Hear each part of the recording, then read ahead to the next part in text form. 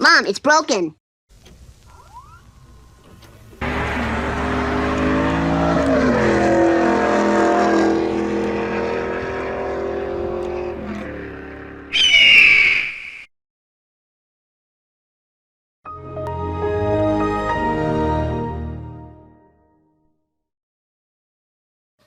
In addition to my passenger window not working most of the time, my door panel also suffers from the infamous 4th Gen Firebird crack.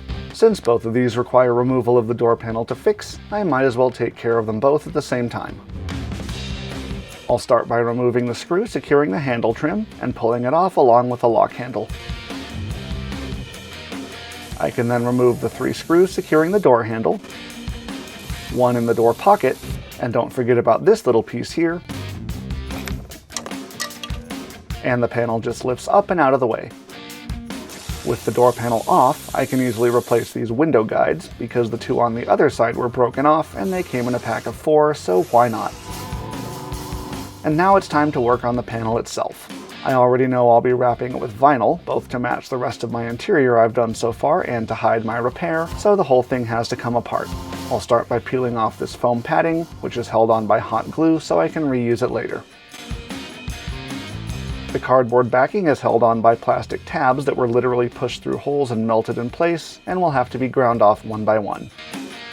A die grinder with a flap wheel does this well enough, as well as contributing to the global microplastics problem.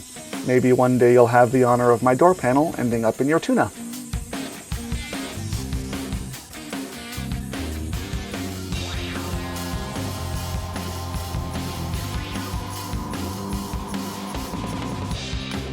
I then ground all the tabs flat, as I can't exactly reuse them at this point,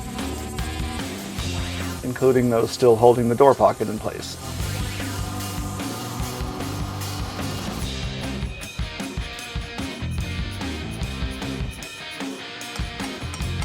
With everything now taken apart, I completed my butchery by removing these mounting hooks, since they won't work to reattach the panel anyways.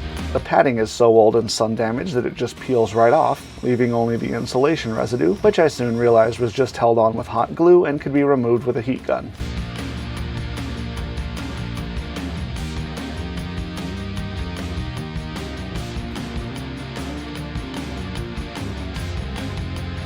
With the cardboard removed and cleaned as well as I could get it, I decided to apply fiberglass for strength and waterproofing before reassembly. After stealing my wife's kitchen scale and mixing up 100 parts resin to 1 part hardener, I painted a light coat on one side of the panel,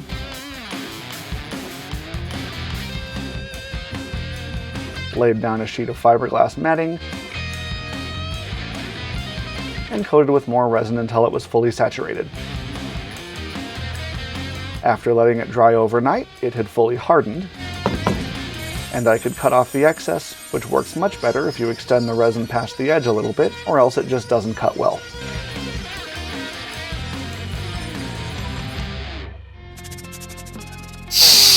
After fiberglassing the other side and sanding down the major imperfections, I still had to cut out the holes that were now filled in with resin.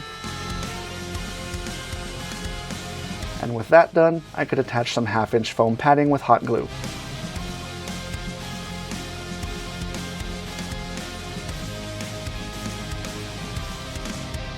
As a finishing touch, I'll be wrapping it with some faux suede, which I laid out fuzzy side down and cut to shape,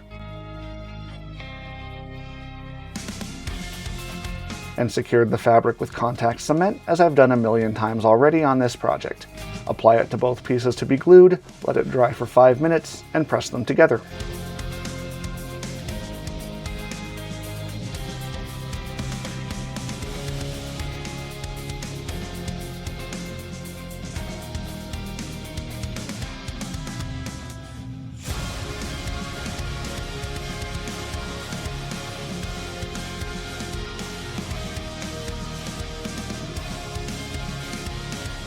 I made sure to pull each edge tight to eliminate sagging, bunched up material, but the creases and imperfections around the edges will all be hidden behind plastic when this is finished.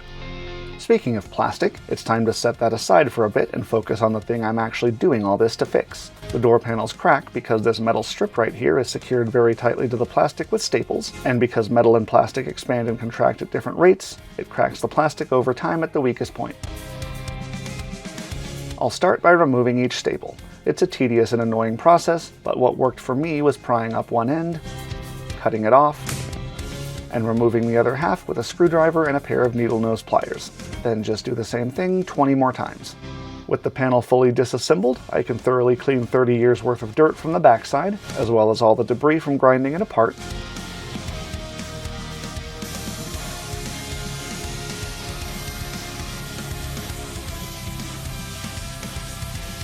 And now that it's clean, I can proceed to make it look even worse by feathering the crack out in both directions to give something for the repair to stick to, and drilling the end to stop it from spreading any further. After a little roughing up for good adhesion, and sealing the back with some tape to prevent leakage, I could finally make the repair with everyone's favorite plastic in a tube, JB Weld. Project Farm tested, JK Feather Ranch approved. After letting it set up overnight and just a bit of sanding, it's ugly but it's smooth and strong, and that's what really matters since none of this is going to show anyways when I'm done. Slap some more on the back or it won't show, and once it dries, the repair is stronger than the original panel. Switching gears once again, there's one more thing I need to do before I can hide the repair through my usual process of vinyl wrapping. Since I can't reattach the insert with the same tabs that held it before, I use several pieces of wood, secured by JB Weld, as anchor points to attach screws later.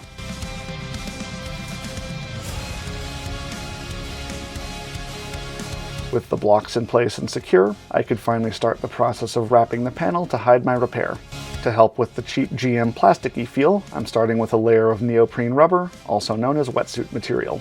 This stuff is so absorbent that I had to apply one coat of contact cement, wait for it to sink in, then apply a second in order for it to remain sticky enough to attach.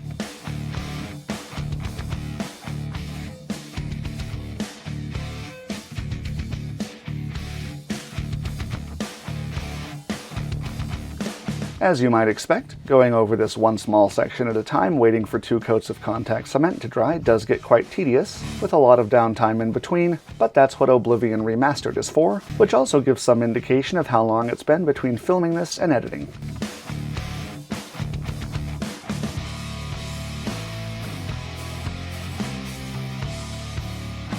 Now I just need to cut off the excess and repeat the process again with vinyl, but this time I can paint the whole thing at once with a base coat, so at least it will go a little faster.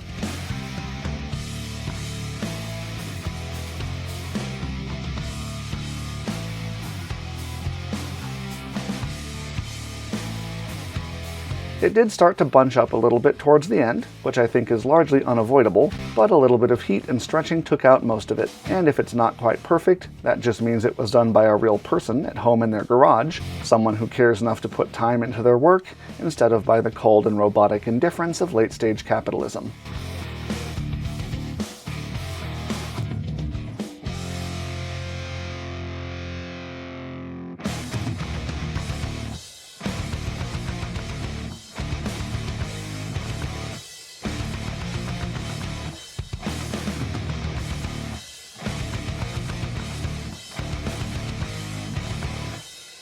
Of course, now that the rest of the door has been redone, I can't very well leave the armrest alone, so I ordered a pre-made leather wrap from Redline Goods, who also made the cluster bezel wrap I installed in an earlier video, so that it would all match.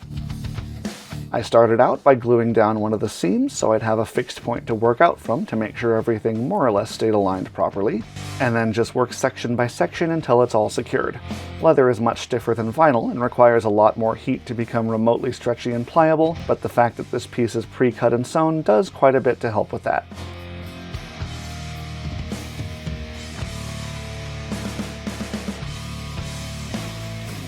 For the handle, the official instructions are to sew the 2 edges together, but that seemed like too much work, so instead I just overlapped them, and I'll come back to deal with them later.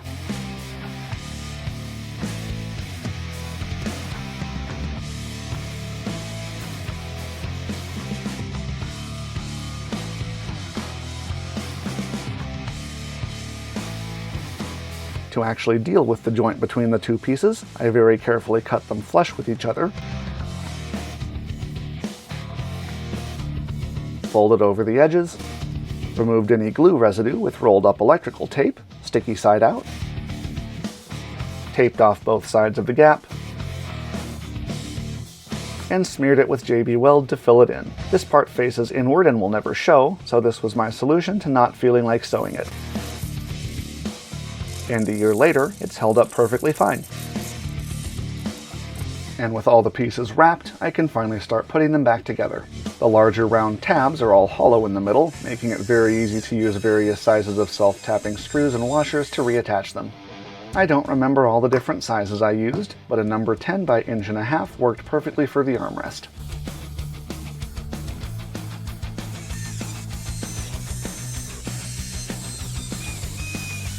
I could then secure the rest of the panel by screwing it down and diagonally into the blocks of wood.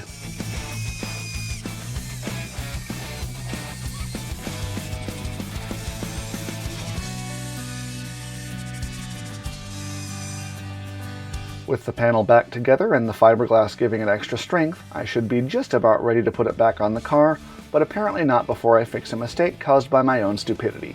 You see, these holes are supposed to be used to attach tweeter covers, which my car doesn't have, but I had already cut them all the way through the fabric before I realized that, so now I have to come up with some way to hide them unless I want to take everything back apart and reupholster the panel, which I don't. So instead, I made a trim piece out of ABS plastic, foam, and vinyl,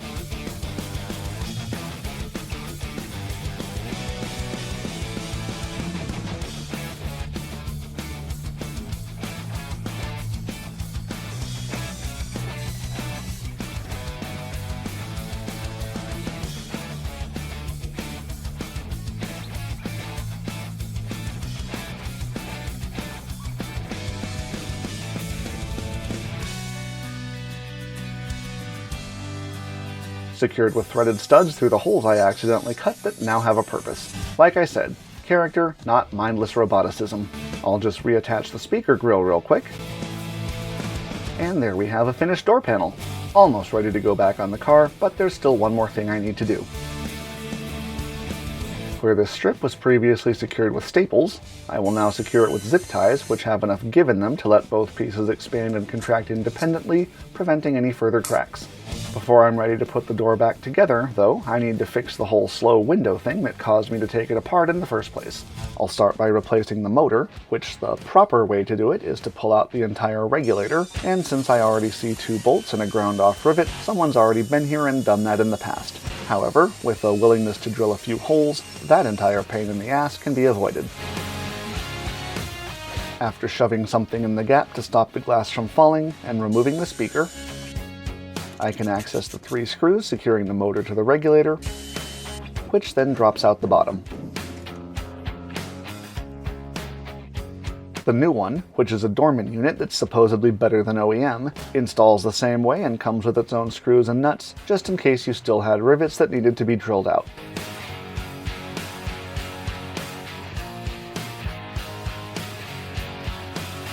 Now that I've replaced the motor, I still need to deal with the underlying issue that causes them to get slow and eventually burn out in the first place, which is that GM routed power for the passenger side window through the driver's side door and around the front of the car through wiring that's too small to carry enough voltage to allow it to work without struggling.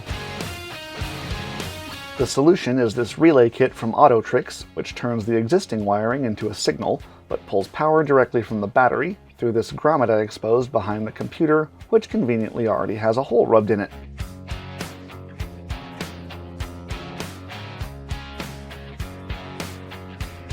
I'm using 8-gauge wire purchased separately, because what came in the kit honestly didn't feel much thicker than what was already in the car. The relays install using only the blue and brown wires from the window switch in terminals D and E. The switch side of each wire connects to the red wire from each relay, and the motor side goes to the black. Repeat this process for the other wire, and then the green wire from both relays goes to the power you ran from the battery. The blue and white wires from each relay connect to ground, but I combined each pair into a single black wire to make sure they'd fit inside a solder shrink connector. Apparently I suck at camera work, so that ended up happening completely outside of the frame. After protecting my wires with split loom, I can go ahead and put the computer back in, attach the ground wire to this stud that was already there, and route the power wire around the front of the engine bay, and through a 30-amp fuse, which I can connect to this accessory post. Now we'll go ahead and plug both included relays into their sockets, and temporarily install a new window switch for a quick test.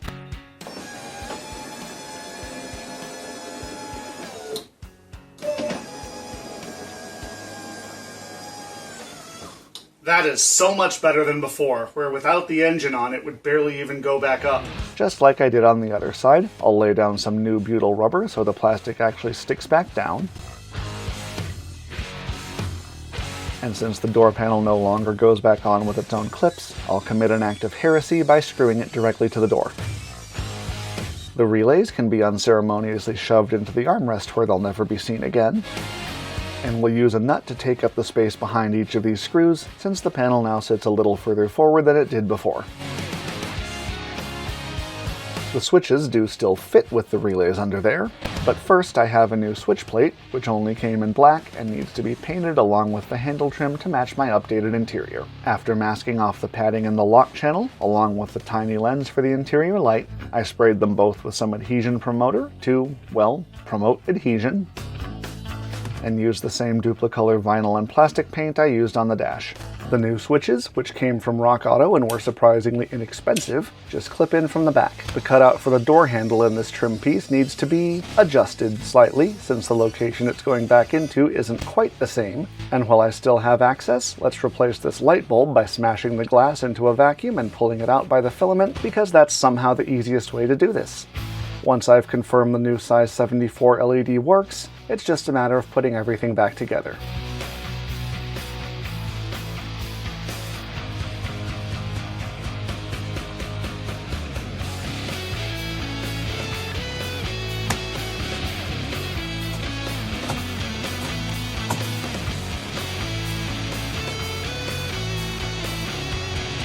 The final result is something that looks much better, and of course actually works every time and at a reasonable speed when I press the button.